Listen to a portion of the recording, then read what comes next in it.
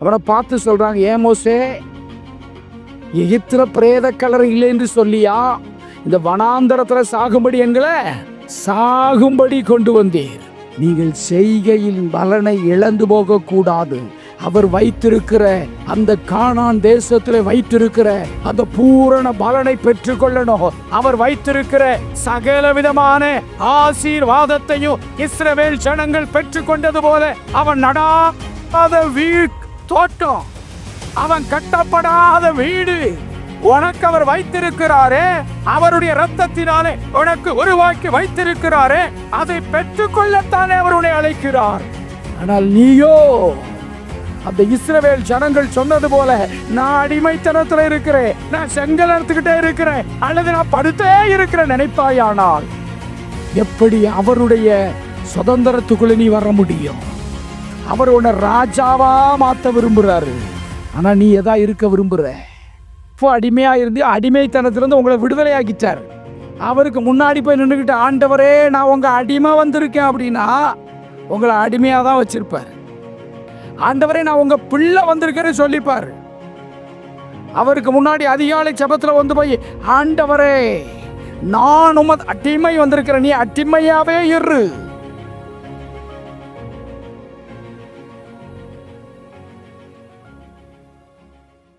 நல்லா கவனிங்க. ஆண்டவர் காத்திருக்கும் போது இந்த காரியத்தை நினைவுபடுத்தினார். உங்கள் செய்கைகளின் பலனை இழந்து போகாமல் பூரண பலனை பெறும்படிக்கு நீ என்ன செய்ய? நான் என்னுடைய செய்கையினால எனக்கு வரக்கூடிய பூரண பலனை நான் என்ன செய்யக்கூடாது? நான் ஒரு தவறு செய்தா அது என் பிள்ளைகளை என்ன செய்யக்கூடாது? அதுல நான் எப்போதுமே கண்ணும் கருத்துமா இருப்பேன். அதனால தான் நான் சில காரியங்களை பேசும்போதும் சரி, சில காரியங்களை சொல்லும் போதும் சரி, அது பிள்ளைகளுக்கு பாதிப்பை வந்துடக்கூடாது, பிள்ளைகளுக்கு அது சாபமா மாறிடக்கூடாது, அந்த சந்ததி பாதிக்கப்பட்டுறக்கூடாதுன்னு சொல்லுறதுல நான் எப்போது என்ன செய்வேன்? கேர்ஃபுல்லா இருப்பேன். அல்லேலூயா. சரி, ஏன் அப்படின்னா சில பாடங்கள், சில காரியங்கள் நமக்கு பாடங்கள் என்ன செய்யுது? அப்போ அந்த பாடங்கள் நம்ம அடுத்த எல்லைக்கு போவதற்கு அது என்ன செய்யும்? சொல்லுங்க. அடுத்த எல்லை கர்த்தர் கொண்டு போறாருன்னு அர்த்தம். அவ்வளவுதான். இந்த எல்லையை விட்டு வேறு எல்லைக்கு கொண்டு போறாரு, அவ்வளவுதான். அப்போ உங்கள் செய்கைகளின் பலன், நீங்க அந்த உங்களுடைய செய்கைகளின் பலனை என்ன செஞ்சிடக்கூடாது? இழந்து போயிடக்கூடாது. கர்த்தர் வைத்திருக்கக்கூடிய அந்த பூரண பலனை இழந்து போயிடக்கூடாது.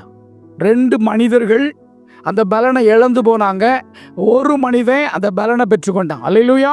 என்னாகமத்தின் புஸ்தகம் 20ஆம் அதிகாரம் 8வது வசனம். நீ கோலை எடுத்துக்கொண்டு உன் சகோதரனாகிய ஆரோனும் சபையாரை கூடி வரச் செய்து அவருடைய கண்களுக்கு முன்னே கண்மலை பார்த்து பேசுங்கள். சரிதானா? இந்த வசனத்தை நீ அடிக்கடி சர்ச்சில் கேட்டிருப்பீங்க.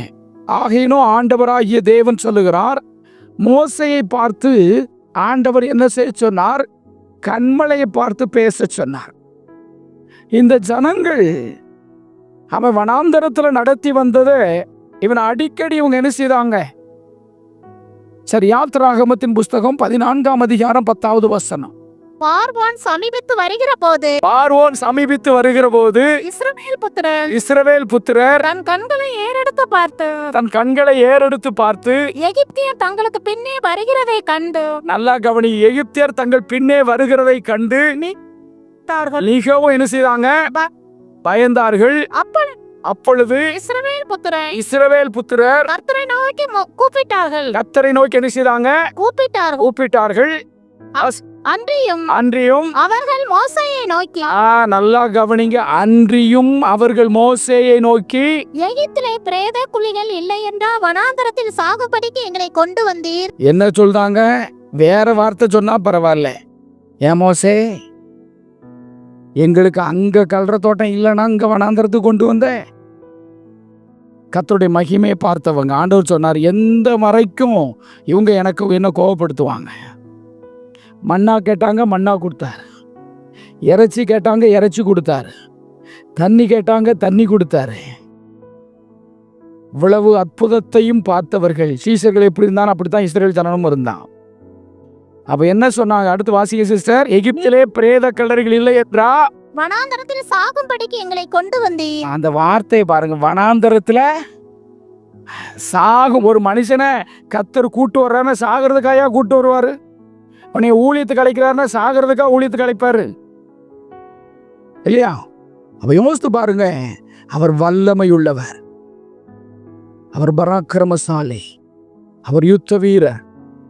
அப்ப அவ்வளவு வல்லமையை பார்த்தவர்கள் அங்க நடந்த ஒரு காரியம் என்ன? ஆண்டவரை அவர்கள் விசனப்படுத்தினது மாத்திரமல்ல, அவர்கள் இங்கே நடத்தி வந்த மோசே என்ன செய்றாங்க? அவனை பார்த்து சொல்றாங்க, ஏன் மோசே, எகிப்தில பிரேத கல்லறை இல்லை என்று சொல்லியா இந்த வனாந்தரத்துல சாகும்படி எங்களை எதுக்கு சாகும்படி கொண்டு வந்தீர்? அப்படிதானே சொல்லப்பட்டிருக்கு. இந்த வனாந்தரத்துல சாகும்படிக்காக எங்களை கொண்டு வந்தீர். அல்லேலூயா. சரியா? இந்த வனாந்தரத்துல சாகும்படிக்கு கொண்டு வந்து. அடுத்து வாசிங்க. நீர் எங்களை எகிப்திலிருந்து புறப்பட பண்ணினதினால் நீர் எங்களை, இவன் கர்த்தரை சொல்லல, நீர் எங்களை எகிப்து வந்து புறப்பட பண்ணினதினால் எங்களுக்கு இப்படி செய்தது என்ன? நீ ஏன் எங்களுக்கு இப்படி பண்ண? யார்கிட்ட கேக்குறாங்க? மோசைட்டு. மோசையை அனுப்புனது கர்த்தரா மோசையா? அவன் சொன்ன, ஆண்டவரே, நான் மந்தவா நாவு திக்குவாய், என்னை விட்டுருமியா, நான் போறேன். அப்படித்தான் நானும் சொன்னேன். எனக்கு வேலையை தாருமியா, நான் பாட்டுக்கு என் வேலையை பார்க்கணும்னு சொல்லி டெட்டை பாஸ் பண்ணி சத்தம் கட்டாமல் உட்காந்துருந்தேன். சரியா? நானும் 2007 போராடி பார்த்தேன். நீ வா வான்னாரு, நான் வரமாட்டேன்னு. அவர் என்ன செஞ்சிட்டாரு? தள்ளி கொண்டு, ஆமாம், சில ஸ்கூலை எனக்குன்னே வேணுக்குன்னு அடைச்சி, கடைசியில் கவர்மெண்ட்டே நிறைய ஸ்கூலை அடைக்க வச்சு டீச்சர் ட்ரைனிங்க கடைசியில் கொண்டு என்ன செஞ்சிட்டாரு? இந்த ஃபுட்பால் கிரவுண்டில் உதைச்சா எப்படி இருக்கும்? ரிட்டர்ன் வருமில்ல, அதே மாதிரி என்ன செஞ்சு நீ 4 உதைச்சு போய் கடை அப்படின்னு போட்டேன். அல்லேலூயா. அப்போ நல்லா கவனிச்சு பாருங்க. இந்த மோசையை அப்படித்தான் என்ன செய்தாரு? தள்ளி விட்டாரா இல்லையா? அவன் என்ன செஞ்சான்? என்னைய விட்டுருமியா, போக எவனாவது இருந்தா போறோம். உடனே ஆண்டவர் சொன்னார், சரிப்பா, உன் சகோதரன் ஐயா ஆரோன் வாரான், நீ ஜனங்கள்கிட்ட பேச வேண்டாம், உனக்கு அவன் வாயா இருப்பான், அவன் என்ன செய்யட்டும், பேசட்டும்னார். ஆனாலும் விட்டாரா மோசைய? ஆனால் இவன் என்ன சொல்றான்? ஆரோன்ட்டே போய் சொன்னான், ஏன் மோசே, நாங்க அங்க இருந்து கிளம்பும் போது இல்லையா? வாசிங்க. நாங்க அங்க இருந்து எகிப்திலே இருக்கும்போது நாங்கள் எகிப்திலே இருக்கும்போது எகிப்தியருக்கு வேலை செய்ய நாங்கள் எகிப்தியருக்கு வேலை செய்ய எங்களை சிம்மா விட்டுவிடும் என்று சொன்னோம். எப்பா, நாங்க பாட்டுக்கு விறகு சுமந்து, செங்கல் சுமந்து, வைக்கல் சுமந்து என்ன செஞ்சுட்டு இருக்கோம்? செங்கல் அறுத்துக்கிட்டு இருக்கோம். நீ போய் பார்வோன்ட்ட போன, நீ ஒரு கம்பை போட்ட ஒரு பாம்பு தான் வந்துச்சு. அவன் 10 மந்திரவாதியை கொண்டு வந்துட்டான். அன்னைக்கே நாங்க சொன்னோம், உன்னை நம்பி நாங்க என்ன செய்ய மாட்டோம், வரமாட்டோம்னு சொன்னோம். ஆனாலும் உங்கள் தேவை உங்க கூட இருக்காருன்னு சொல்லி நீ என்ன செஞ்சிட்ட? கூட்டிட்டு வந்துட்ட. பின்னாடி பார்த்தா அவன் வந்துகிட்டு இருக்கான் பார்வோன், முன்னாடி பார்த்தா செங்கடல். நாங்க நிக்கிறது வனாந்தரம். அப்படிதானே? அப்ப முன்னாடியும் எதிராளி, பின்னாடியும் எதிராளி, நடுவுல குடிக்க தண்ணி கூட இல்லை. எப்படி இருக்கும் வாழ்க்கை? அதனாலதான் மோசே சொன்ன, ஏன் ஆண்டவரை, நான் பாட்டுக்கு என் மாமா ஆட்டை மேய்ச்சிக்கிட்டு கிடந்தேன், நீர் வாட்டுக்கு இவனோ பின்னாடி போச்சு சொன்னா, இந்த பக்கம் பார்வோன்னு வாரான், அந்த பக்கம் செங்கடல், நடுவுல இவனு கிடந்து என்ன ஃபுட்பால் மாதிரி என்ன செஞ்சுக்கிட்டு இருக்கான், என்ன அடிச்சுக்கிட்டே இருக்கானா, எங்க போவ, உம்மை பார்த்தா நீர் 2ஆ பிளந்து விடும்ன்றேர். எதை? செங்கடலை இல்லையா? அது மட்டும் சும்மாவே கிடந்தானவே என்ன செஞ்சான்? ஏன் மோசே, நாங்கள் அன்னைக்கே சொன்னோம்ல, நீ எங்களை என்ன செஞ்சிரு, விட்டுருன்னு. நாங்கள் கிளம்பும் போதே சொன்னோம், எங்களுக்கு தெரியும். நம்ம சொல்கிறோம்ல, எங்களுக்கு அன்னைக்கே தெரியும் ஏசுநாதர் இப்படித்தான் பண்ணுவாருன்னு. இடையில நல்லா கொடுத்து என்ன செய்யாரு, சங்க பிடிச்சி நெரிப்பாருன்னு தெரியும்னு இவன் சொல்கிறான். அடுத்து வாசிங்க. நாங்கள் எகிப்தியருக்கு வேலை செய்கிறது நாங்கள் எகிப்தியருக்கு வேலை செய்கிறது எங்களுக்கு நலமாய் இருக்குமே என்றார். எங்களுக்கு நலமாயிருக்குமே என்றார்கள். இங்க ஆண்டவர் கூட்டிட்டு வந்து சந்ததியை பெருக பண்ணி 7 ஜாதிகளை துரத்தி இவனுக்கு ஒரு ராஜ்யத்தை ரெடி பண்ணி வச்சுட்டு தலைவர் கூட்டிட்டு போறாரு. இவன் என்ன சொல்லுதான்? அந்த ஆசீர்வாதத்தை சுதந்திரிக்க முடியாம இல்லடே, நான் அடிமையாத்தான் கிடப்பேன். அவர் உன்னை சுதந்திரவாளியா மாத்த விரும்புறாரு. அல்லேலூயா. அங்க இருக்கிற உங்களை அவர் சுதந்திரவாளியா மாத்த விரும்புறாரு. இல்ல இல்ல ஆண்டவரே, நான் எப்படி இருப்பேன்? அடிமை நான் ஆண்டவரே, என்னை ஆட்கொள்ளும். எப்படி? அவர் உங்களை சுதந்திரவாளியா மாத்த விரும்புறாரு. நான் எப்படி பாட்டு படிக்கிறேன்? அடிமை நான். அதுல ஒரு சந்தோஷமா அவர் என்ன சொல்றேன்? டே, நீ சுதந்திரவாளிடா, நீ அடிமை இல்லை, என் புத்திரன். இயேசுவுக்கு என்ன உரிமை இருக்கோ அதெல்லாம் உனக்கு நான் என்ன செஞ்சிருக்கேன், தந்திருக்கேன்னு சொல்லி இவர் கூப்பிடுறாரு. இவன் என்ன சொல்றேன்? இல்லை இல்லை, நான் செங்க இருக்கத்தான் போவேன்னா உங்களை என்ன செய்யறது? நீ வா, நான் உன்னையும் உன் குடும்பத்தையும் உயர்த்தி வைப்பேன்றார். இல்ல ஆண்டவரே, எனக்கு அவன் கூட கடந்து என்ன செய்ய முடியாது. அவன் கூட கடந்து, பிசாசு கூட கடந்து என்ன செய்ய முடியாது, போராட முடியாது. போராடி அந்த ஆசீர்வாதம் எனக்கு வேண்டாம் ஐயா. நான் இப்படியே கடைசி வரைக்கும் இழுத்து மூடி முக்குல உட்கார்ந்துக்கிட்டு வெந்ததை தின்னுட்டு விதி வந்தா பெட்டியில வச்சு என்னை கொண்டு அடக்கம் பண்ணிடட்டும். இதுக்கு அவங்கள அழைச்சாரு.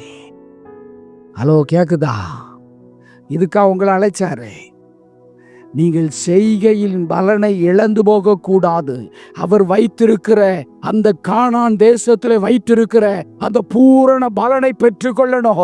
அவர் வைத்திருக்கிற சகல விதமான ஆசீர்வாதத்தையும் இஸ்ரவேல் ஜனங்கள் பெற்றுக்கொண்டது போல அவன் நடாத தோட்டம், அவன் கட்டப்படாத வீடு உனக்கு அவர் வைத்திருக்கிறாரே. அவருடைய இரத்தத்தினாலே உனக்கு உருவாக்கி வைத்திருக்கிறாரே, அதை பெற்றுக்கொள்ளத்தானே அவர் உன்னை அழைக்கிறார். ஆனால் நீயோ அந்த இஸ்ரவேல் ஜனங்கள் சொன்னது போல, நான் அடிமைத்தனத்துல இருக்கிறேன், நான் செங்கல் எடுத்துக்கிட்டே இருக்கிறேன், அல்லது நான் படுத்தே இருக்கிறேன் நினைப்பாயானால் எப்படி அவருடைய சுதந்திரத்துக்குள்ள நீ வர முடியும்? எப்படி அவருடைய பூரண பலனை பெற முடியும்? அவர் உன்னை ராஜாவா மாத்த விரும்புறாரு. ஆனா நீ எதா இருக்க விரும்புற? கூஜாவா போவான். இந்த ராஜாவுக்கு பின்னாடி என்ன செஞ்சா? நம்மால் அப்படித்தானே போனா. அம்பிடு பேரும் 12 சீசர்கள் ஏசு வர்றாரு, வாலி விடு வாலி விடு வாலி விடு வாலி விடு. எப்படி ஏசு வர்றாரு? அதே மாதிரி எத்தனை பேருக்கு கூஜா தூக்க ஆசை, எத்தனை பேர் ராஜாவா இருக்க ஆசை. அப்ப நல்லா கவனிங்க, அவர் உங்களை ஆசாரியர்களாகவும் ராஜாக்களாகவும் பரிசுத்த ஜாதியாகவும் வச்சிருக்கிறேன்றார். ஆனா இன்னும் அந்த எண்ணம் எனக்குள்ள வராம, நான் யாரு? அடிமை. நான் அடிமை. நீ அடிமை இல்லை, நீ சுதந்திரவாளி. நீ இயேசுடைய உடன் சுதந்திர இல்லையா? அப்படித்தானே ரோமர் 8:16 சொல்லுது. நாம் தேவனுடைய பிள்ளைகளா இருக்கிறோம் என்று. நாம் தேவனுடைய பிள்ளைகளா இருக்கிறோம் என்று ஆவியானவர் தாமே. ஆவியானவர் தாமே நம்முடைய ஆவியினுடனே கூட நம்முடைய ஆவியினுடனே கூட சாட்சி கொடுக்கிறார். நாம் பிள்ளைகளானால், நல்லா கவனிக்க, நாம் பிள்ளைகளானால் சுதந்திரருமாமே, தேவனுடைய சுதந்திரம், தேவனுடைய சுதந்திரரும் கிறிஸ்துவுக்கு உடன். அல்லேலூயா. யாருக்கு உடன் சுதந்திரரே? கிறிஸ்துவுக்கு. அப்ப நீ அடிமையா? சொல்லுங்க, நீங்க அடிமையா? எப்போ அடிமையா இருந்து அடிமைத்தனத்திலிருந்து உங்களை விடுதலையாக்கிட்டார் இல்லையா? உங்களை என்ன செஞ்சது? அடிமைத்தனத்திலிருந்து விடுதலையாக்கிட்டார். அவருக்கு முன்னாடி போய் நின்றுக்கிட்டு, ஆண்டவரே நான் உங்க அடிமை வந்திருக்கேன் அப்படின்னா உங்களை அடிமையா தான் வச்சிருப்பார். ஆண்டவரே நான் உங்க பிள்ளை வந்திருக்கேன்னு சொல்லிப்பார். அவருக்கு முன்னாடி அதிகாலை ஜெபத்துல வந்து போய், ஆண்டவரே நான் உமது அடிமை வந்திருக்கிறேன், நீ அடிமையாவே இரு. அவற்றை சொல்லடாப்பா, நான் உங்க பிள்ளை வந்திருக்கேன், நான் உங்க பிள்ளை வந்திருக்கேன். அதிகாலையில் நினைச்சேனோ அவர் உங்க தகப்பன். ஆண்டு இயேசுவே, நான் உங்க பிள்ளை வந்திருக்கேன். அவர் பாப்பாரு, டேய் என் பிள்ளை வந்துட்டான், என் மனதின் பாரத்தை தாங்க என் பிள்ளை வந்துட்டான். ராஜாவுடைய உள்ள என்ன செய்யும்? சந்தோஷப்படும். நான் அடிமை வந்திருக்கேன் அப்படின்னா இப்போ மேலே நுகத்தடியை கூட கொஞ்சம் அமுக்கும் பாரு இல்லையா? ஆனால் அவர் என்ன சொல்றாரு? ஓ நுகத்தடிய ஏன் மேலே வையின்றாரு. நீ என்ன செய்றா? இன்னும் கொஞ்சம் நுகத்தடிய. ஆமா. அப்போ எத்தனை பேர் நான் காலையில் ஜபத்தில் அல்லது மத்தியான ஜபத்தில் நான் அடிமை வந்திருக்கேன்னு சொல்றியே? கேட்குதா கேட்கலையா? ஒரு ஆள் நீங்கள் சொல்ல மாட்டியா? அடுத்த ஆள் அப்போ நீங்கள் யாரு? சுதந்திரவாளி, கிறிஸ்துவுக்கு உடன் சுதந்திரர்கள், பிதாவுக்கு உடன் சுதந்திரர்கள் கிறிஸ்துவின் மூலமாய். அல்லேலூயா. இவன் சொன்னா, ஏப்பா உனக்கு ஒரு வேலையே இல்லையா ஐயா? அங்கே பாட்டுக்கு பேசாமல் அடிமைத்தனத்தில் கிடந்தோம். நீ கூட்டிட்டு வந்து இந்த வனாந்தரத்தில் போட்டு தண்ணியும் இல்லாமல் பின்னால் இந்த பைய வேற விரட்டிட்டு வரோம் பார்வோன்னு, முன்னாடி செங்கடல், இங்கே போய் சாவுறதுக்கு நாங்கள் அங்கேயே என்ன செஞ்சிருப்போம்? இருந்திருப்போம். ஹலோ, நீங்க அதுக்கு கர்த்தர் உங்களை அழைக்கல. நீ அவருக்கு ராஜகுமாரத்தியா, நீ அவருடைய ராஜாவுடைய பிள்ளையா, நீ அவருடைய ஆசீர்வாதத்தை, நீ அவருடைய மகிமைய, நீ அவருடைய ஆசீர்வாதத்தை நீ சுதந்திரித்து வாழணும். இந்த பூமியில சுதந்திரவாளியா இருக்கணும். அதுக்கு தான் கர்த்தர் உன்னை அழைச்சாரு. அல்லேலூயா. அதனாலதான் கர்த்தர் சொன்னாரு, இப்போ என்ன ஆகமத்துக்கு வாங்க. இப்படி இவன் முறுமுறுத்ததுனால அவங்க என்ன ஆகி போச்சு? அவனுக்கு கோபம் வந்துட்டு. கோபம் வந்த உடனே 10வது வசனம் வாசிங்க. என்னாகமோ 20:10. மோசேயும் ஆரோனும் எங்க சபையாரை கன்மலைக்கு முன்பாக வரச் செய்து, அப்பொழுது மோசே அவர்களை நோக்கி, கலகக்காரரே. ஒரு நிமிஷம் நல்லா கவனிக்க. என்ன வார்த்தை சொல்றான்? ஏன் சொன்னா? கலகம் செய்றாங்க. எப்ப பார்த்தாலும் உனக்கு வேற வேலை இல்லையா? எங்களை இங்க கூட்டு வந்துட்டியா? இங்க பார்த்தா அது இருக்கு, இங்க பார்த்தா தண்ணி இல்ல, சாப்பாடு இல்ல, ஒரு இறைச்சி இல்ல, ஒரு கவிச்ச வாடை. ஞாயிற்றுக்கிழமை ஆயிட்டுனா பிள்ளைகள் என்ன சொல்றது? இன்னைக்கு மட்டன் கிடையாதா? இன்னைக்கு சிக்கன் கிடையாதா? எப்பா பார்த்தாலும் ஒரே சாம்பார் தானா? ஒரு மீன் ஒரு வாய்க்கு ருசியா? இன்னைக்காவது நல்ல நாள் வைக்கலாம் இல்ல? மற்ற நாள் தான் ஸ்கூலை பார்த்து என்ன செய்யற? ஓடுத இல்லையா? அப்படித்தான் இவனும் கேட்டான். இத கேட்ட உடனே அவனுக்கு என்ன வந்துட்டு? இவன் எப்ப பார்த்தாலும் நொக்கி நொக்கி நொக்கி நொக்கின்னு அரிச்ச உடனே அவனுக்கு என்ன வந்துட்டு? உள்ளுக்குள்ள கோபம் வந்த உடனே பார்த்தான். வாங்க, உங்களுக்கு தண்ணியால வேணும் இல்லையா? அதான் அன்னைக்கு ஒரு அம்மா ஜோமனுக்கு நம்பர் கொடுத்தா, ஏமா தண்ணி எடுங்க. தண்ணியா? அது பாம்புல இருக்கு. ஏமா ஜோமனை தண்ணி எடு போன்ல கேட்டா, ஐயோ அது சாராயம்லா. எண்ணெய் எடு. ஐயோ எண்ணெயா இருக்கு? எனக்கே தன்னால இவ தன்னலையில தான் பேசாளான்னு எனக்கு என்ன செஞ்சுட்டு, அந்த ஆளை நம்பர் கொடுத்த ஆளை கண்ணை கொண்டு என்ன செய்யணும்? கொடுக்கறதுக்கு முன்னாடி சொல்லிட்டாவது குடிக்கணும் இல்லையா? அவ ஜோம் பண்ண தண்ணி எடுனா தண்ணிக்குள்ள பாம்பு இருக்குங்க. அடுத்தால தண்ணி எடு ஜோம் பண்ணனா, ஐயையோ அது சாராயம்லாங்க.